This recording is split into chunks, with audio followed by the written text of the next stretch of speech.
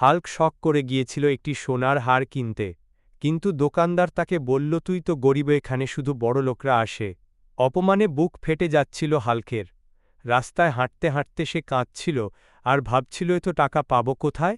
রাগে আর দুঃখে লুকানো আছে মহামূল্যবান ডায়মন্ড। যে ওটা আনতে পারবে সে পাবে 10 কোটি টাকা। নিজের ভাগ্য বদলাতে হাল্ক ছুটে গেল সেই রহস্যময় মন্দিরে, কিন্তু কাজটা এত সহজ ছিল না। যেই সে ডায়মন্ডের দিকে হাত বাড়ালো, সামনে এসে দাঁড়াল এক বিশাল গরিলা। সে গর্জন করে বলল, থাম হাল্ক, এই রত্ন ছোঁয়ার সাহস তোর হয় কি করে। শুরু হলো এক মহাযুদ্ধ।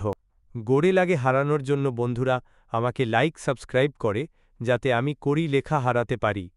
গরিলাকে ধুলোয় মিশিয়ে দিয়ে হাল্ক ছিনিয়ে নিল সেই 10 কোটি টাকার ডায়মন্ড। ডায়মন্ড নিয়ে হাল্ক সোজা পৌঁছাল সেই সোনার দোকানে। সেই অহংকারী দোকানদারের হাতে ডায়মন্ডটা দিয়ে বুঝে নিল তার 10 কোটি টাকা।